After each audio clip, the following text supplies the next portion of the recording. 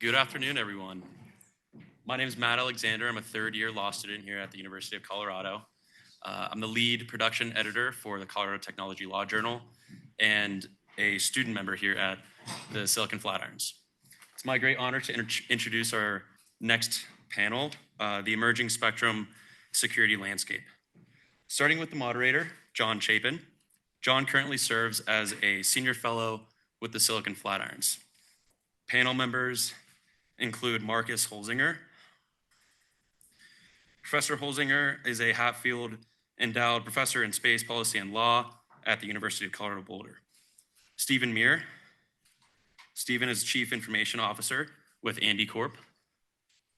Jade Morton. Professor Morton is a Professor of Aerospace Engineering Sciences at the University of Colorado Boulder. And Paul Steinberg. Paul is Chief Technology Officer with Roberson and Associates. Thank you, and with that, I'll hand it off to John. All right. Thank you, Matthew. Good afternoon, everybody. Welcome both here in the room and online. We do have a substantial number of folks who've been joining us online this afternoon. So I want to encourage the folks who are online. We're very much interested in having you participate by submitting your questions. So please do, I think I'll look over there where the camera is. Please do get your questions in early and we'll see them. And we have a volunteer here who's going to be collecting questions and asking on your behalf. And we'll take that when we get to the Q&A session. So this is our panel on the emerging landscape in the spectrum security environment. We are going to look at the current environment, ongoing trends, and emerging challenges. We did hear a very compelling top-level perspective from Commissioner Gomez, including the challenges that she sees. And in this panel, we're going to hear from experts who are deeply involved in the details of many of the security challenges facing specific sectors or systems. So starting from my left, Paul here is really an expert in the design and implementation of mission-critical communication systems. Stephen Meer is an expert in the operation and the defense of those systems in the field usage. And we've got Jade, Professor Morton here, who's an expert in the protection of highly sensitive systems and what they're used for. And Marcus on the end, he comes to us from a slightly different environment, which is the space domain, but where he really thinks a lot about how to monitor for threats that might happen anywhere in a vast theater. And how can you do that effectively and affordably? That is certainly a key challenge facing us in the spectrum domain. So our goal in this panel is to be as concrete as possible. We're going to bring up specific issues and problems that illustrate the emerging spectrum security landscape. And then the panels will engage with various issues from their diverse perspectives. To get us started, I've asked each of the panelists, as part of their opening remarks, to tell us a story or two from their experience that might kick off an interesting discussion about the issues we're facing. When we get into the audience question and answer session, I encourage you to bring up a concrete situation or experience that really raises interesting questions we should engage with. Let's try to keep the abstract hypotheticals to a minimum. That's very easy to get pulled off into that in this kind of a topic. So if I hear things getting too abstract and staying that way for too long, I'm going to invoke chairman's privilege. I'm going to intervene and redirect the discussion. So you have been warned. So the concrete discussion it'll be interesting and informative, but in the end, it is also a means to a larger goal. We hope to start identifying generalizable insights that can contribute to the national debate on spectrum security, what our posture should be going forwards. So in preparing for this conference, the organizing team talked hard about that, and I wanted to give you some candidates that we came up with that might plausibly be generalizable insights. We'd be looking for whether these are the right ones or if we should be revising them and growing them based on what we hear from our expert panelists. So the three that we came up with in advance, first of all, is that the risks in this area are increasingly systemic rather than exceptional. They're more everywhere all the time rather than just in special places and for special events. The second one is that threats have evolved and are evolving from being dumb things like power jamming to smart things like protocol exploitation. And that changes both how we have to work to detect them and what we have to do to mitigate them.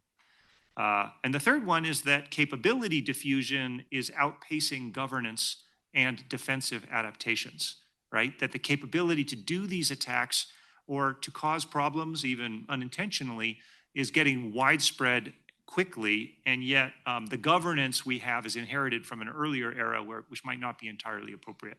So those are just some straw man thoughts, 3 thoughts, but what are the other generalizable insights that we might take away from all of the stories and the thoughts here today? That's a question to the panel. So I look forward to revising and replacing those as we work towards figuring out what comes next in this area. So now I'll hand it over to the panel. I will ask each of them to briefly introduce themselves at the start of their sort of roughly 5-minute talk from their perspective. And please, Paul, can you start us? Yeah, great. I wanted to thank Silicon Flatirons. This is my first time here. Thank you, Matt. Thank you, John. And especially thank you, Dale. You're a luminary, and I've enjoyed all the time that we've had to work together, and I've learned so much from you. So thank you very much. Where I thought I would start is to kind of dimensionalize the problem that John outlined and then kind of bring it to why some of those points he made are maybe so. So first I'll start, the premise of the conference is the have and the have-nots, and I would posit that among the have and the have-nots, there are the must-haves. And so the must-haves are, obvious. They're the people that operate our critical infrastructure. They're the critical services that we all rely upon, like position, navigation, and timing. And there's public safety, and there's many more. I'm going to home in on public safety a little bit because it's a little more personal, as I'll explain here in a minute, and it's a little easier to visceralize. So point of order, probably my claim to fame or not was I was Chief Technology Officer at Motorola Solutions for the last 10 years, retired in 2022, and then moved on to the private side to just do some consulting in places where I thought it mattered. So this is someplace where I think it really matters. So first and foremost, who are these must-haves? I mean, what do they look like? Well, I talked about who some of them are. Well, let's talk a little bit more about what the must-haves must have. And so if you think about it, public safety starts with land level radio. It's basically pretty simple stuff, push and talk, and that's foundationally what they need. But that's not anywhere close to good enough. They need digital workflows. They need the ability to stream media. They need accurate position, navigation, and timing. They need the ability to access telemetry, something as simple as automated license plate recognition. They need all these things, and they're increasingly not only part of how they work, but they're part of what keeps them safe. And so I sat down, my son-in-law and daughter live in Erie, and my son-in-law's he left the commercial or the commercial financial organization to become a Colorado State Trooper. And so I sat down with them this morning to just kind of gut check, because all my customers used to tell me, that communication stuff, that's my lifeline. That's why I run into the burning building knowing I can get help. So I asked him, I said, John, it's really true. I mean, have I been drinking a Motorola Kool-Aid too long? Is this really how you work? He said, yeah, it's definitely true. He said, I won't go anywhere without my radio. It's the thing that it's got as he called it, the oh shoot button. He used a different word, but you get it. He said it's the thing that works the best anywhere and everywhere, and that's by design. So that's great. So then I said to him, well, John, let me tell you what I'm doing and why I'm asking these questions. And I started to talk to him a little bit about the conference. And about 2 minutes in, he said, can I ask you a question? Yeah, sure. He said, what's spectrum? Like, right. Okay, so that leads to the next point. Not only do these must-haves, is the requirement for them growing, not only do these things have to work always predictably, anytime and every time, because they don't get to choose when it's important. They don't get to choose when a life-critical event is actually going to happen. But they're also not experts in the technology. So my one anecdote was maybe some of you have heard of Boston Police Commissioner Ed Davis. So he was the police commissioner there when the Boston bombing happened. So he came and talked to me and he said, Paul, this was early days of FirstNet when that was coming about. He said, we're just users. We count on you guys, you, the industry, you, the regulatory bodies, you, everybody but us, to make this work for us, to keep us safe. We're not experts. It's just got to kind of work. John reminded me that this morning. What is spectrum? I just expect the radio to work when I need it to work. So that's why this panel, I think this whole conference is so important, because it's about marshaling us to help these people get what they need. And so what are these, I talked about the must-haves and what must they have and who are they? So what does this mean in terms of the security environment? Well, there's this stuff that we've talked a lot about. There's, spectrum jamming, just energy in the wrong spots to do bad things. But the threat surface is so much bigger now. So the cyber threat surface, so it's authentication hacking. We talked about MZ catchers, or that was mentioned in the previous panel. So it's all of those things. Increasingly, these networks and the radios themselves are software defined, so they're hackable. So everything about this entire food chain and stack is now software approachable, which means it is vulnerable from a cyber point of view. I think it's also supply chain vulnerable. increasingly, we don't know where the bill of materials is coming from. And we don't know the veracity of all the pieces that are in there if the vendor community and if the regulatory bodies are not looking after that. There are sometimes, as these complexity stacks grow, hidden dependencies creep in. So all of a sudden, it may turn out that this system, that system, and the other system all depend upon the same fundamental core technologies, such as a fiber run. And if that one thing fails, maybe everything fails, and that's not okay either. So complexity can be an enemy of this as well. And there's so many more. But I think, what I'll do is I'll just kind of come back to all of these things. Spoiler alert, how do we deal with them? I mean, we talk about GPS a lot. Well, frankly, it's really going to be difficult to protect GPS against spoofing and jamming. So what do? Well, you build redundancy into the system. If you think about FirstNet, if those of you, how many of you know what FirstNet is, just so I know? Okay, good. So I can say that. So what do you think about FirstNet? Well, it's redundancy. It offers additional technologies, offers access to media and telemetry that land mobile radio doesn't, but it also offers redundancy, another path for communication to occur over. I think a lot of the future and the way we protect against these things is to build redundancy into the communication paths and the services stacks that these people that the must-haves can rely upon. So I'll close by saying, I think we owe it to those people. I'm glad that we're here. We owe it to the people who put their lives on the line so that we can be safe, to make them safe, to give them the best that we can possibly have. And I'll stop there. Thanks, Paul. Steve? Yeah. Good afternoon. I'm Steve Meer. I don't remember how many times I've been up here talking on various things about public safety, but thanks as always to Dale and Matt and the whole team that pulls the conference together. About half of the people here have come up to me and said they looked at my LinkedIn or they Googled me and they couldn't figure out why a DNA guy is sitting up here talking about this. So let me explain to you that DNA is only my recent of serial entrepreneur activities, but historically my background has been in public safety and critical communications for 30 years before moving into this realm. And I come to it both from the practitioner boots on the ground side. I am a Colorado peace officer. Until very recently, I was a SWAT commander, and I continue to train EOD and SWAT and other folks. And I run a drone program for an agency on the Front Range. So I have a lot of hands-on experience. I've done a number of national special security events where I was responsible for communications and managing those things. So I'm going to talk a little bit from the boots on the ground side of the world. I will tell you that I must give the obligatory, these are my views, not my elected officials' view in these things. And some of the things I'm going to talk about are going to be a little obscure because they're still in litigation and in the world. So first, I would tell you that in the practical world, we have the saying, 2 is 1 and 1 is none. And that's taken directly from the military, and it very much speaks to everything we think about in the tools of public safety. And the more technological, the more moving parts, the more complex it is, the more important it is that 2 is 1 and 1 is none. I would also tell you that there have always been intentional and unintentional insults to the public safety spectrum, and it's not new. It's at maybe a more fevered pitch now, and maybe there's better tools available for people to interfere or intentionally or unintentionally, but this is not a new thing. The first transmitters were spark gap transmitters. They wiped out a whole band. We had to change from spark gap pretty early on in the radio world. One of the areas that we suffer unintentionally is the rise in the noise floor, right? This has nothing to do with anybody intentionally doing anything. It has to do with an evolving electronic marketplace, and everything that's out there has a processor in it, has some sort of noise that comes with it, and the noise floor changes every year. In the cities, that changes, around here at some frequencies, we see as much as 40 dB a year kind of changing. But more insidious are the rural areas where there was no noise, and we were able to survive coverage with kind of low density signal. And now that there is noise floor, that coverage that we had is gone because of the change in the noise floor. So that necessitates a evolutionary component of the public safety radio environment.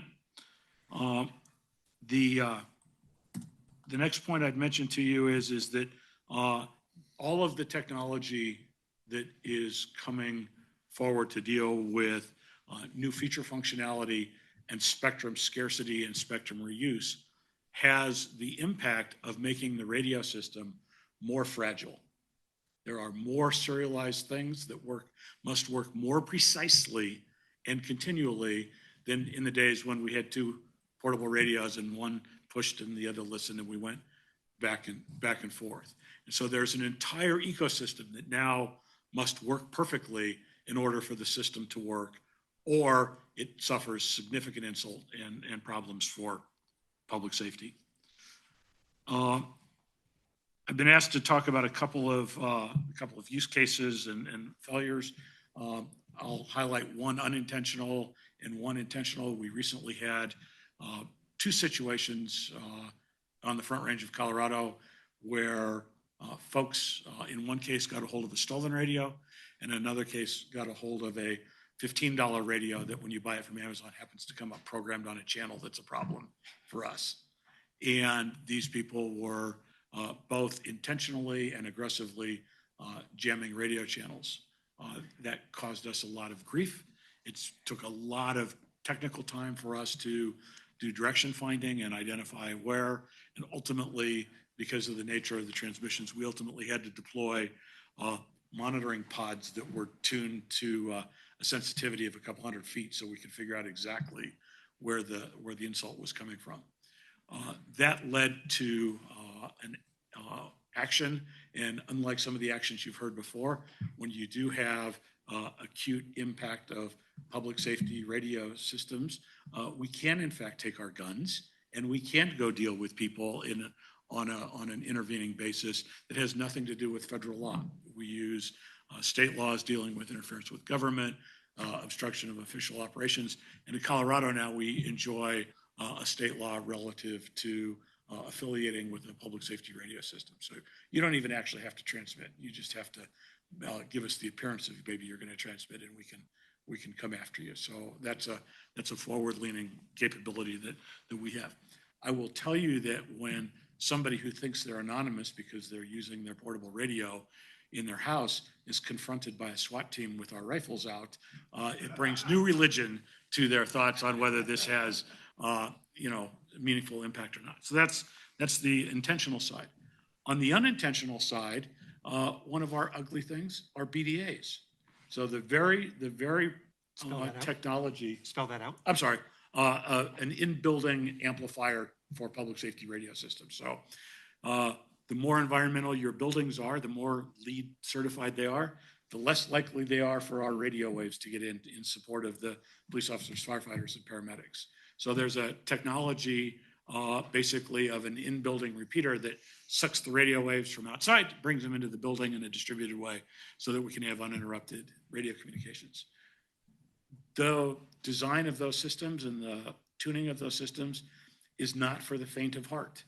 And often those systems being put in inappropriately or changes in the geography or building of a new building next to a building that has one of those has the unintended effect of causing interference to public radio systems, public safety radio systems.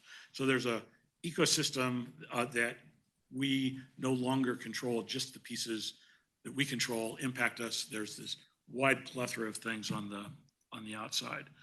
So I'll end my comments here and just suggest maybe one last thing, and that is in this forum, we often hear the words, the highest and best use case for spectrum.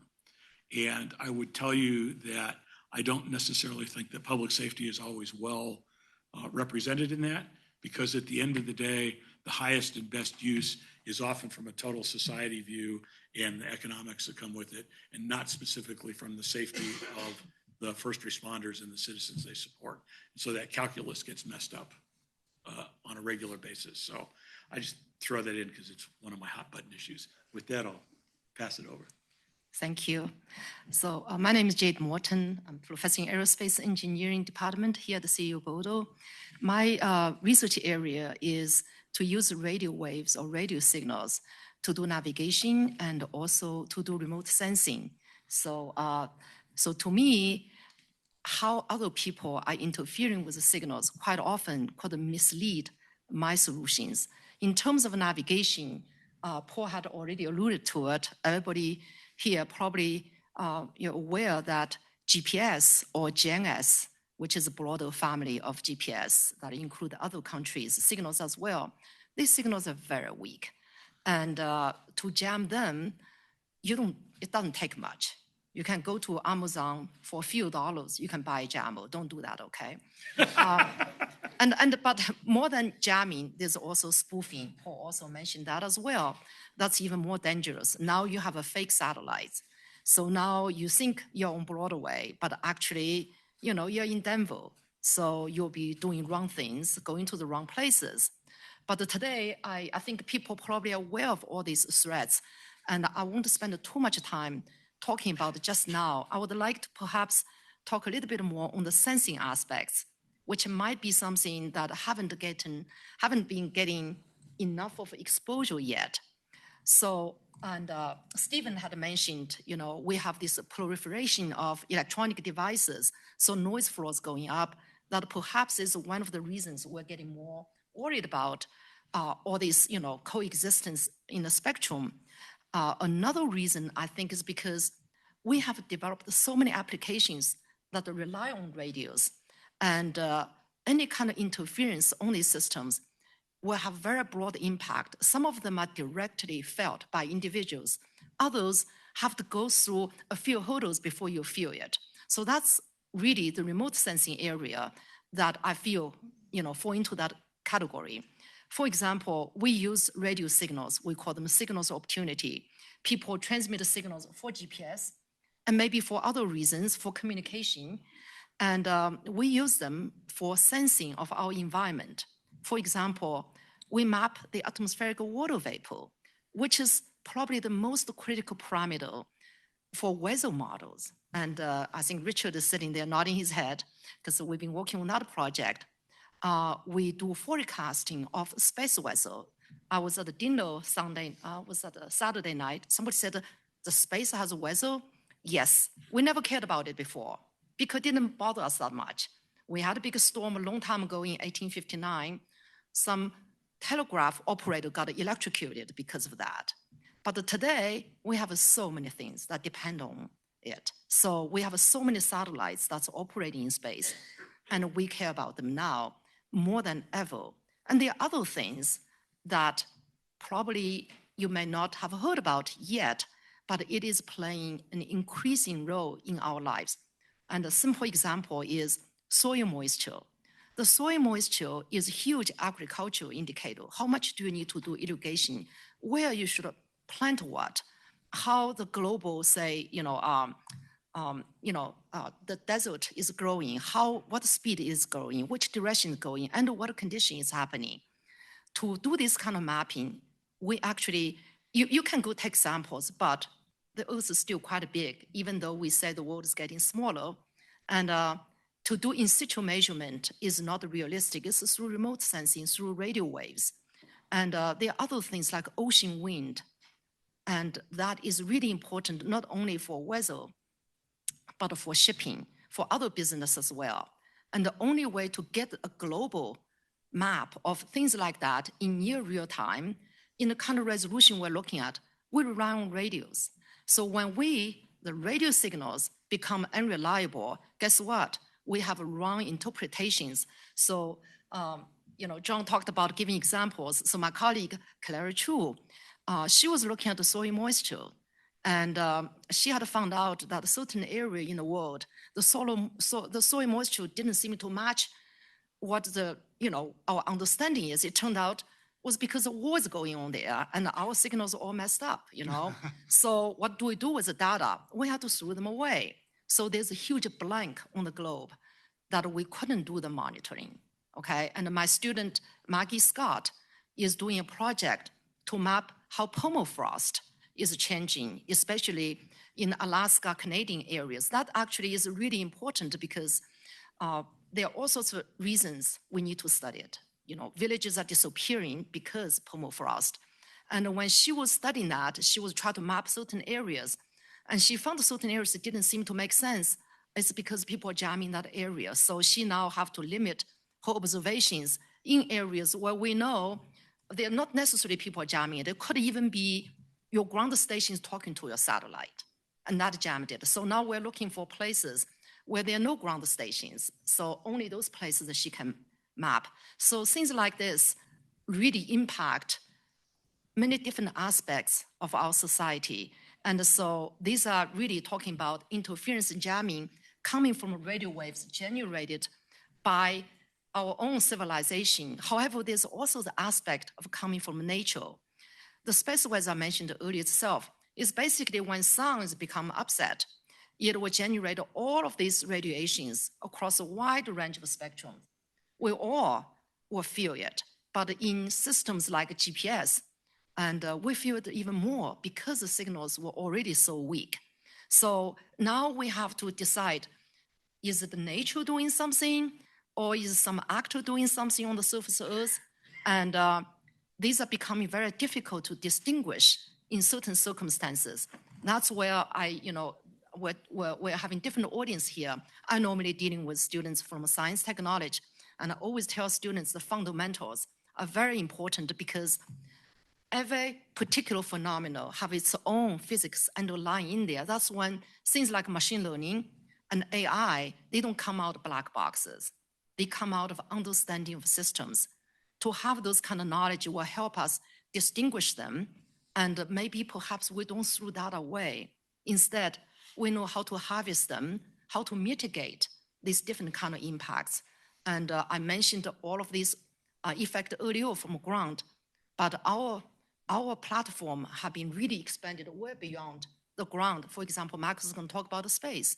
There's so many satellites in space, and they could be victims of all these things I talked about, but they could also be the sources of these problems. And we already are seeing interference sweeping across multiple states in a matter of few seconds. The only reason that could happen is they're transmitted from a satellite. So we're seeing these kind of, already events playing out in space, airborne, spaceborne, in addition to just ground-based. So this complicated situation. However, as researchers, it's also a lot of fun too. So that keeps us going. So I would like to just finish up, please. Yes. Yes, I'm done. So basically, Yeah. it's a complicated problem if you want to protect the spectrum. It's challenging, but there are also a lot of opportunities. Hi, folks. I'm Marcus Holzinger. I'm also a professor in aerospace engineering, but this is going to be something probably completely different from what Jade just spoke about. One of the fun things about being a space person and being invited to this is that I get to be up here on the podium or up on the panel and talk to you all about something related to spectrum when I probably know the least about spectrum in the room. I think I can make that assertion pretty easily. My background is in something called space domain awareness. That's all about detecting, tracking, and characterizing all of the things that are happening up on orbit. Now, you might imagine that those are just autonomous satellites or whatever else, but the other important thing to remember is that there are people behind those satellites at control centers deciding what they should be doing, and more there are autonomous onboard algorithms and decision-making that make life really interesting up there.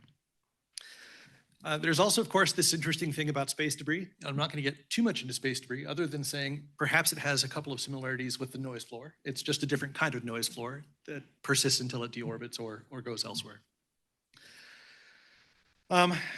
When talking about stories related to spectrum, I realized I didn't have very many. So really what I did, and I hope John's okay with this, is I thought a little bit more about what the similarities and the differences are between the spectrum domain and the space domain as they pertain to security.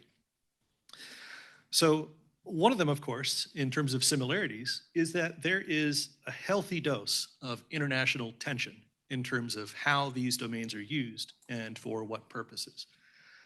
You might imagine, though, that because we're not terrestrially isolated and we have spacecraft that are going around the Earth or around other bodies, everybody's toys get to play next to everybody else's toys. And so the problem becomes pretty interesting. And I'll just briefly also mention that another similarity is that things are not super enforceable if you end up having one nation claim that something needs to happen for national security, what is another nation really going to do or say about that? And these things happen relatively often. Another thing that's really similar is the attempt to view these domains as common pool resources. So I'm lightly referencing Elinor Ostrom's frameworks for governing common pool resources. Certainly, I know that folks have done that in the space domain, and I know that folks have done that in the spectrum domain. So I'm curious if there's some interesting things we could learn from talking to each other there. Another thing is that the spectrum domain and the space domain are foundational and central to not just the national and international economy, but also the national and international security infrastructure. Everything that is done in terms of international security, or most things that are done in terms of economic activity, they all have space involved one way or another, and they all have spectrum involved one way or another. So I think there's some other interesting crossovers there. Some other differences now, digging more into the differences. I think the spectrum has a lot more, I'll say private actors, right? Non-government organizations and individuals. That's not something that the space world has had to deal with very much. And I think that we would do well to pay very close attention to how the spectrum folks have been dealing with that. Another point that I'll briefly make is that in the future, space is getting closer and closer to being much like the spectrum in the sense that constellations are proliferating, right? Spacecraft are proliferating, and we're getting more and more private actors up there. So in that sense, I think that there are a lot of interesting crossovers. I'll also briefly say that the other thing about spectrum and space that really cross over, and I'll just briefly highlight some of the unrest that's been happening in Iran, in the sense that it was really Starlink satellites that enabled communications. And if you are the Iranian government, you certainly viewed that as a national security issue, right? Having access to those Starlink receivers. I think the last thing I'll briefly say is that for the last 8 or so years, I've been focusing mostly on lunar things on the moon. And so I think one of the things I'm hoping to learn or take away are how we can possibly deconflict some of the national security and communications questions in and around the moon, specifically from RF perspectives. So I'll stop there, and thanks a lot. Fantastic. Thank you, Marcus. Thank you, everybody. Okay, so we've got a diverse set of expertise here, and I've got a few questions queued up, but I'm very interested to get over to audience questions and online questions. So I think I might ask just one, and then we'll open the door, and then depending on how that discussion goes, I may bring up forward another moderator question as well. So I would observe that the spectrum and the services it supports are vital lanes of commerce in the modern world. Traditionally, for sea lanes of commerce, we have the Navy, and we've given them the role of protecting freedom of navigation. We've given them the role of detecting and deterring threats. We don't have anything like the Navy for the spectrum lanes, right? There isn't an organization that is overall like really active out there doing this. We heard wonderful things about the FCC Enforcement Bureau, but we also understand that they're not resourced like something like the Navy is. So my question is, this is handled in a very diverse set of ways. My question to each of the panelists is, who handles protection of the systems, in the sector that you care about today, whether that's at the federal level or the state level? What are some examples where the current approaches work well and where they don't work well? And what are significant recent changes or trends that might lead to that solution for protection changing? This is all getting us towards questions about governance and overall strategy as a nation. So I'd certainly open it up to anybody who wants to jump in first on how that's done today in the sector. And you're certainly welcome to talk about space situational awareness if you'd like, Marcus, not just have to focus on spectrum. But anyone want to take the first go at that? We heard a little bit from Steve about things that they do here locally. You want to talk more about that overall protection role? Yeah. So first, I would tell you that we have a great relationship with the FCC folks in this area, and they're almost always our first or second phone call. Yeah. The challenge is, of course, now they're spread thin and they don't have nearly the staffing or the equipment resource here in the Colorado metro area that we enjoyed, frankly, decades ago in that respect. So we have had to develop, frankly, some of our own expertise in the LMR world and the engineers and technicians that work it.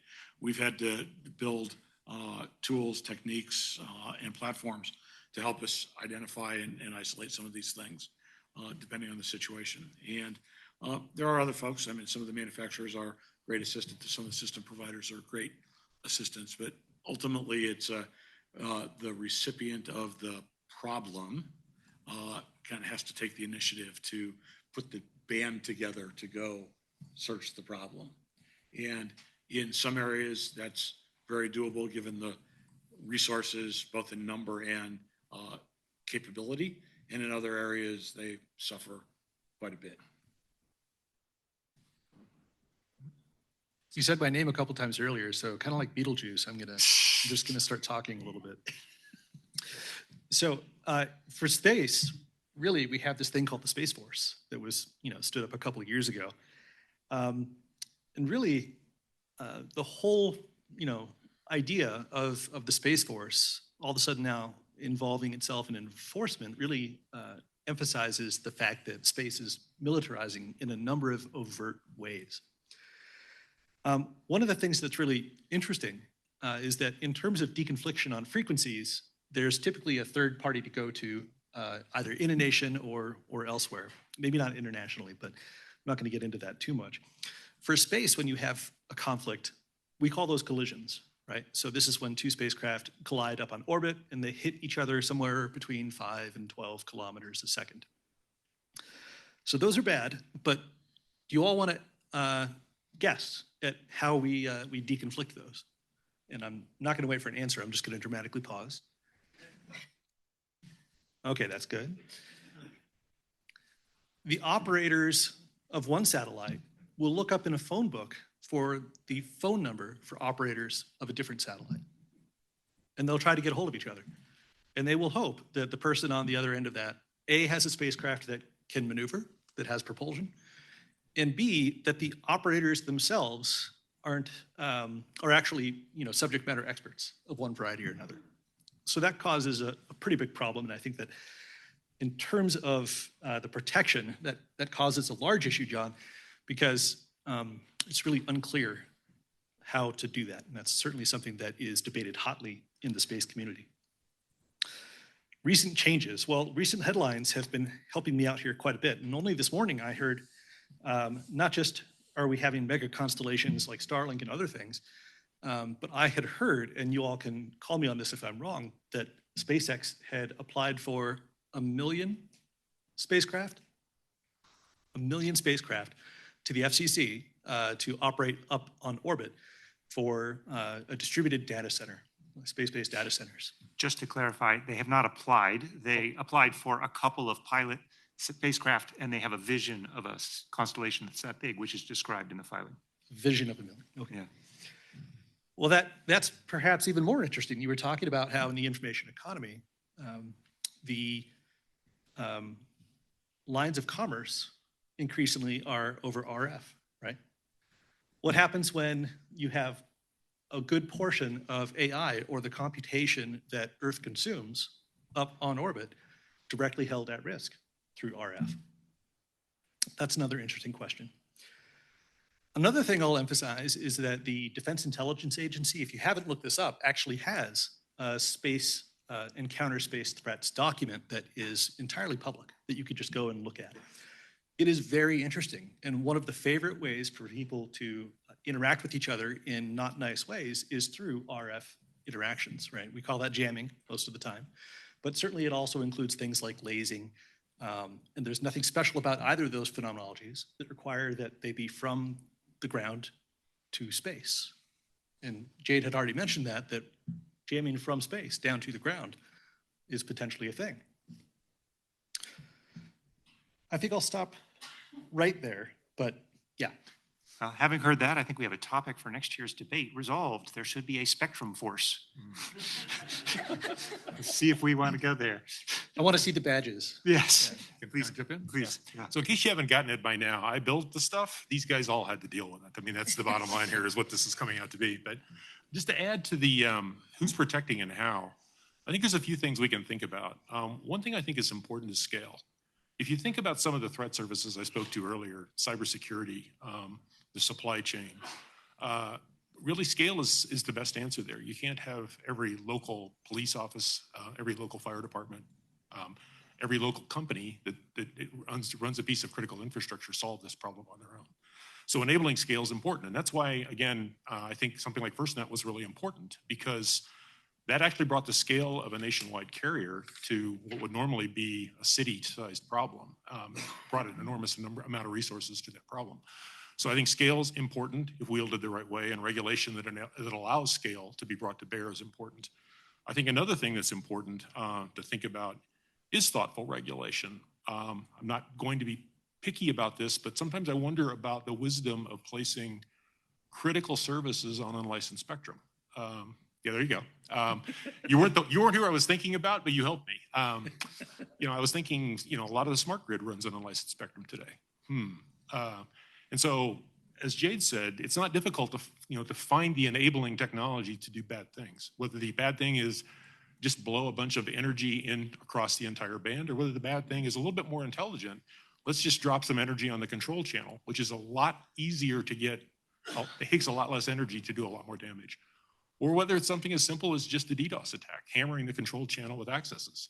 This is all very much enabled in the industry today.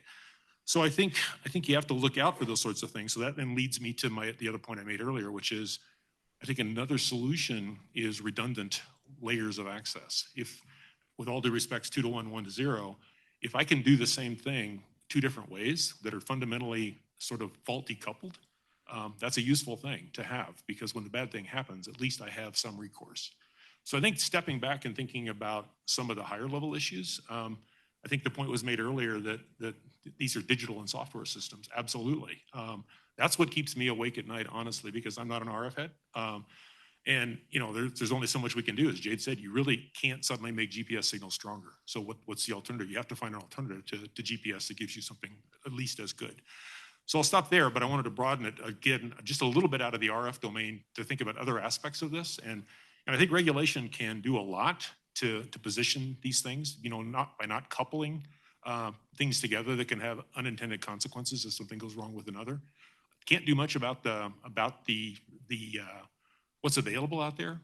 We can do some things about the supply chain, and we can certainly do some things about scale and bringing scale to bear so that it's more efficient and effective to combat some of these threats that are emerging. Great.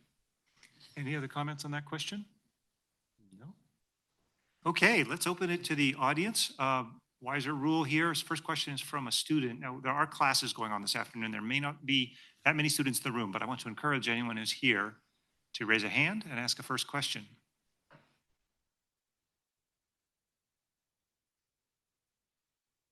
Then my second, not the Wiser rule, but the Chapin rule or whatever. The next one's going to be online. We want to encourage our online participants to feel included. I'm going to look over at our volunteer, Abby, here and see, do we have an online question? Not yet. Okay. So it's been a little too fast. So I had one hand down here, and then I'll go to the second one in the back. So there's somebody down here in the first one. Yep. Thank you all. Super interesting. So past life, before I was a lawyer, I was a communications officer in the Marines. So, super on point kind of topic for me. Jade, space weather, I'm trying to explain space weather to a lieutenant colonel infantry officer as to why he can't talk to his Marines. And the looks you get is just unreal. A quick anecdote, in Afghanistan in 2013, Camp Leatherneck, Helmand Province, we had a consistent problem where our outposts, almost at the exact same time every day, lost all RF communication. For months, we couldn't figure out what it was. And it turns out that the convoys leaving the wire every day would stop at the gate, go through all of their checks and inspections. And the very first thing they did as part of that was to turn on their jammers for IEDs. And it completely blotted out the RF signal for these outposts. And so, we've talked a lot about kind of, the nefarious interference. But this was a situation where, the RF, to the outpost is completely legitimate. The IED jammers, obviously completely legitimate and very, very important. And so how do you, for any of you, think about, kind of the deconfliction between legitimate, sources of interference and how do you go about kind of resolving those situations? Maybe I could pick up, the question. So this is actually, earlier our colleagues here were talking about all these active sources. One particular type of source that's very difficult to handle is actually unintentional. For example, you have IF devices, they leak energies at harmonic frequencies.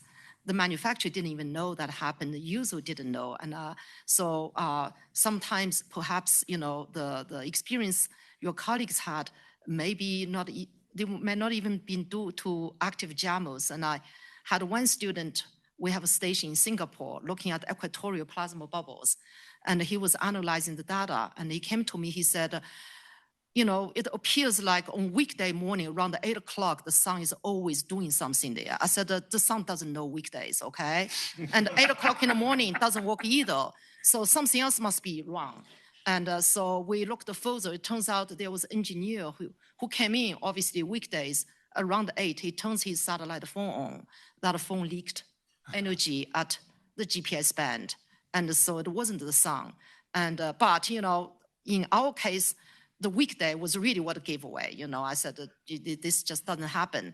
But there are times it's much harder for us to detect it. Some of the recent spaceborne jamming that we experienced, we were able to identify where it come from. It was not from hostile sources. It was a spaceborne synthetic aperture radar was leaking energy. And every time when that radar is flying over places we have stations, we pick it up, So perhaps I don't know how to resolve these issues. Maybe regulations when you design systems, perhaps in addition to testing some performance, we should also check, do they leak energy into other band and causing problems? Just the one thought I had on that, I'm not sure if I understood the problem. I understood the problem. I'm not sure how you got there. But the IED jammers were typically, I think, jamming in the normal cellular bands, right? So,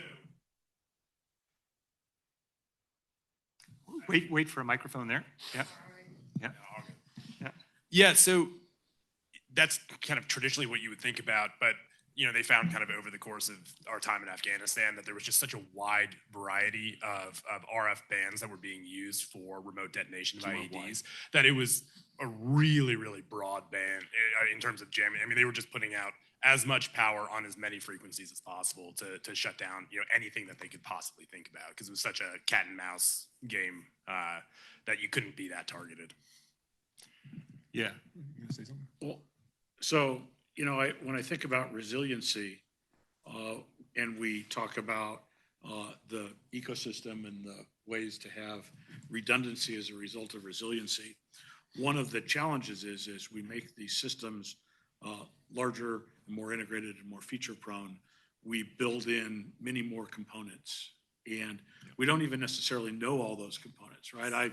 I've ran a network for years where a link between Denver and Chicago had problems on a pretty regular basis because of a telecom node in Northern California, for example. And every time I tried to regroom my circuits around that, somebody would trade off bandwidth and it'd go back to Northern California. It was like my nemesis. And so when we build these more complicated systems, and whether it's FirstNet or LMR, these systems are large and integrated, and not one person has control over every single piece. And so to the point of resiliency at an operational level, I feel like you have to have dramatically disconnected technology here, because it's not just the RF component, it is truly from end to end. And I think that, that move from cellular to broadband to deal with the RC cars and all the other stuff is absolutely what we see. And that becomes a challenge because the available technology choices is becoming less and less. Yeah. I'll talk to you offline. It sounds like your jammer is working really well, so that's good news. And the only thing I can think of is usually the way that's solved is spectrum agility or coordination.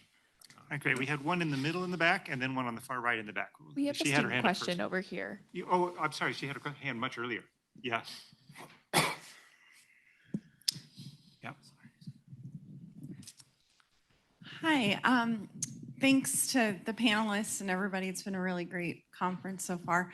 I was thinking a lot about whether with the scalability issue, there's potential to use the public, particularly for the unintentional interference that can help like reduce the noise.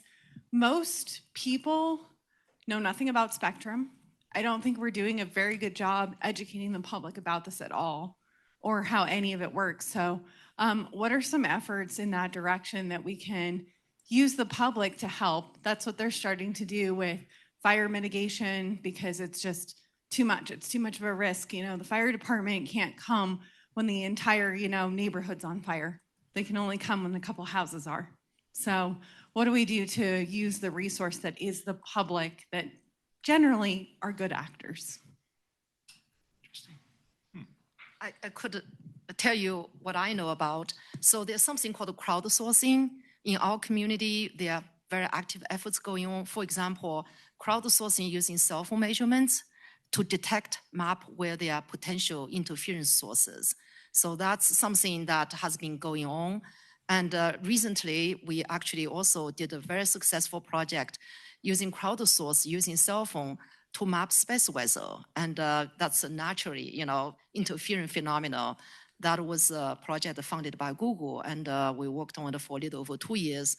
And if you're interested, there's a paper in Nature. We can map places where we don't have any, infrastructure. For example, in Africa, India, you actually couldn't really deploy good infrastructure there easily. If you deploy them, how to maintain them is the issue. But everybody got a phone, and they make sure it's charged. They may not be great in the kind of information it provides individually, the measurement has. But if you have 10,000 phone or 100,000 phone in Boulder area, they do wonders. So yes, crowdsourcing is one area where public is involved, and the data science could do miracles in, detecting, mapping, and give you that kind of information. That's anyway. So around here, the public is really good, and I'll tell you a story here that's more than a little embarrassing for me. Early in my public safety career, I built some technology that allowed the doors and the lights at the fire stations to open automatically when they were paged, essentially, to respond to a call. Built these circuits, tested them all out, put them in every one of the fire stations in the city. And about 4 days later, I got a call from the power utility going, so our guys have been out because they've been getting a lot of complaints that people's AM radios don't work.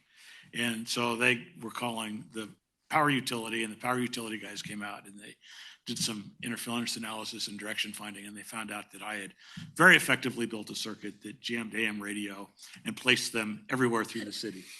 So the public is very good at helping when you impact them. When you don't impact them, they're a little less helping. I also learned a lot about bypass capacitors as a result of that. Fantastic. Okay, so we have a question here in Beck. Yes, thank you. Hi, I'm an undergrad. I'm a freshman in undergrad, actually. And my question is, since so much critical infrastructure is privately owned, what is the biggest challenge in coordinating responses to electromagnetic interferences between government and industry, specifically from a policy perspective? All right. So since so much critical infrastructure is privately owned, what does that mean for the policies about how we coordinate response to issues with critical infrastructure? Yeah. I don't know. Anyone want to? Coordinate response. I would say first, try to make sure you don't have to respond. I think I would start with, it's a great question, by the way, and it kind of goes back to my point earlier about sometimes you create these problems unintentionally. So the unlicensed spectrum thing worries me a bit. We have a lot of critical infrastructure that actually has increasingly grown to depend upon that. So the first thing would be don't do that, because it can be interfering with itself. There are rules that were made to allow it to coexist, but I know of many, many cases that I won't go into where it hasn't worked so well. So the first step I would think is if you're going to put something that's really, really life or business critical, think very carefully about how you allocate capability to that. Not saying don't spectrum share. This is not an anti-spectrum sharing statement, but I think when you create those dependencies, then you create the inevitability of having interference. And I don't know that it's a public-private thing so much. If I could comment to that one as well, something I've been doing some research on.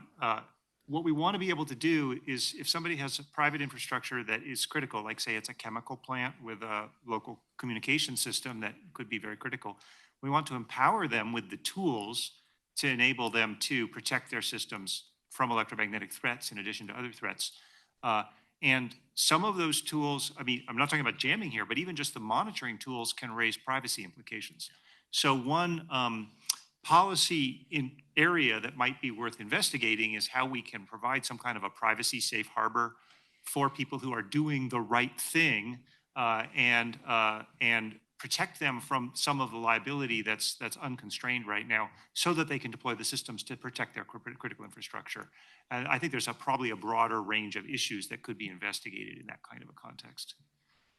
Yes. Can I just check for online? Anything else right now? No, nothing significant has come in, so I'll let whoever was next. Yes, thank you. Would the soon coming spectrum force be the top cop for all spectrum, not just RF? We have free space optics and laser links that are critical infrastructure right now. And so destructive interference or harmful interference could be a dust storm. And so where does that fit into how we protect communications in general? I want them to give tickets to the people whose headlights are too bright. That's interference, optical interference. So yes. What about protecting the future growth towards much higher frequencies, terahertz and optical? Do we see a role there or a problem that we should be looking at? Obviously, the sensors many of them are optical as well. Do they run into these kinds of problems as well? Are you looking at? Yeah, I'm looking at you. Whether there's the optical sensing community is already seeing interference issues. Not that I'm aware of. Yeah, it's harder to jam optical system. However, you will have additional natural phenomena. The troposphere is going to be a problem now. Yeah. The particles in the air will become a problem. Yeah. We have Julie Knapp in the audience, and he always gave these sage words of wisdom, which is, wait until you can see the problem before you start doing things to try to solve it, because you might be going after a problem that doesn't really exist. I'll briefly just add to that, the fun thing in the space world is that we often use laser comms and other fun things like that. Yeah. And we often have imagers up on orbit looking down. And so one person's laser comm is another person's dazzling device, right? And so the thing I will say is that they do interact with one another in terms of dual use capabilities. Yeah. Could you hand the mic to Julie for a second? He had his hand up to reply to me, taking his name in vain. Sorry, John, that was just a spasm. No, just a quick comment, and I think Dale will appreciate this more than anybody. Because for years we've talked about the rising noise floor. And the question that I think I understood here was, well, why don't we do something about quieting down the noise and all this? It's because everybody thinks it's somebody else who's causing the problem. And if you were to look, because everything that's electronic radiates in some way. And so you've got, the problem of where does the support come from to tackle that issue? Because it's a soup and nobody believes that they're part of the generation of the soup. And there's the trade-off of the costs and the benefits. I'd also just add that, we often have these very ferocious arguments about out-of-band emissions. The noise is generated by me, and it usually comes down to I've always been at this level forever, and I've never bothered anybody. Yet, where's the drive for better filtering? Because essentially what you're doing is asking somebody else to pay for or research, or in some cases go beyond the limits of what can practically be implemented. So you can do the important work that you do. So I struggle with it, particularly just listening to your points. These are all important, but it's got to feel like, gee, the whole world is collapsing around me, and I just want everything to be further away. you know, and yet there's this drive for more and more stuff across the board that does wonderful things. So, you know, the tough problem here, I think, is kind of a combination of, you know, what's technically viable and what costs and what motivates it, other than kind of the general population of everybody just getting louder. What do we do about it? Because I haven't seen over the years, you know, drivers say, yeah, let's do this. You know, and it really would take a lot of support by everybody to say, you know, this is a collective issue. and it's really hard to economically show the benefit of it. To say, if I reduce my emission, which I don't think has bothered anybody, by another 10 dB, it'll make the world a better place so that we can do more of the good things that we're all trying to do. Is that good enough, John? Yeah, that's a great point. So, I mean, I think that I'm not an economist, but I think the term is collective action problem, where the costs and the benefits are distributed to different people, and we have to figure out how to all do it together. Any thoughts on this, whether it applies to noise or just to protecting ourselves against security threats? All right, I think we're gonna have to add that one to the list. Important issue. There was another hand I thought I saw from Joe over there. Hi, Joe Carey. So about 20 years ago, I realized that the shipping port industry had standardized on Wi-Fi in the container yard.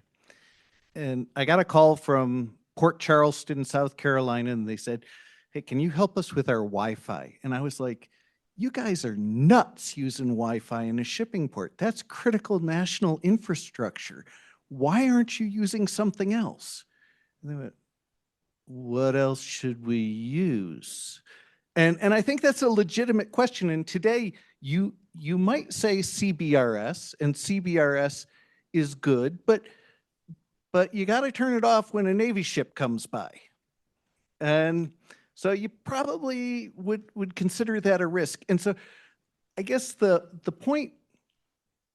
question I'm asking you is, what else? What would you have people do for critical national infrastructure? Yeah, I think you're right. I don't know that CBRS is the answer for a port, obviously, for the reasons you enumerate. But you know, I think you need to think a little bit more about technologies that maybe have a little bit more stringency in the access and control of the access. So 3GPP technology, you know, to expand it a little bit, might be a more appropriate choice there. I think you have to think a little bit more carefully, maybe about band allocations.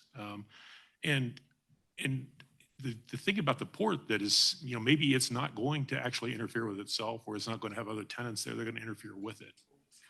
Yeah, okay, fine. So you have people throwing up access points within the point. Yeah, okay. So that's part of the thing that you have to pick a technology where that just doesn't happen. And so I tend to agree with you. You know, I think for something like that, if it can't manage around it itself, then I think you have to find a more purpose-built technology. In other nations, like Germany, I'm aware of, and there's been proposals elsewhere, they have a category, they have a band set aside for locally licensed wireless, where if you own the geographic plot of land, then you have exclusive right to use this band in that area, or to deny others the right to transmit in there. So if you were a port, you would be able to deploy a 3GPP system in that band and know that you'd be protected from interference, or that you could cause people causing you interference to turn off. So maybe that would be something that we should move forward with, something like that in this nation for our critical national infrastructure, to provide the ability to run those kinds of systems. In response to the young lady's question from earlier, you know, privately owned critical infrastructure, like the thing that keeps a port running. Yeah, let her. This is a sort of also in response to, oh, I think she's gone. Yeah. She had class, I hear. But on the note of critical infrastructure and collaborating with private and public ownership, the state of Colorado has initiated, this is sort of just to plug my employer, but the state of Colorado Information Analysis Center, which we call the KAYAK, has started a initiative called the Whole of State Critical Infrastructure Subcommittee. And it is a sort of cross-functional committee that includes a lot of folks from private industry, including telecommunications provider, Xcel Energy, railroad companies, anyone that has a stake in critical infrastructure, as well as public entities. I'm a member, myself representing the communications infrastructure. And we're also involved with the Colorado National Guard and have been used as a sort of example case by the federal government for a model for one way that organizations can create a structure ahead of time to, prevent, manage, and respond to incidents affecting critical infrastructure. So, plug over. You guys can Google it. I don't have any cards or anything, but So like get the adults in a room and talk it out, kind of thing. Yeah, I think that's sure. a great idea. Yes. I just wanted to add on to that other conversation. So virtually the more than 420,000 base stations deployed in CBRs are virtually all 3GPP, LTE or 5G. So it's not that. They are lower power. Also, the top 50 megahertz of the CBRS band has no Navy, so there's no risk. The Port of Los Angeles swears by, they say it's working great for them, and they're kind of equally at risk. I think the Navy radar channels that you get, you have to move off of if you're in PAL spectrum, the lower part of the band, those are 20 megahertz typically. So it's not like the whole band is unavailable at any given time.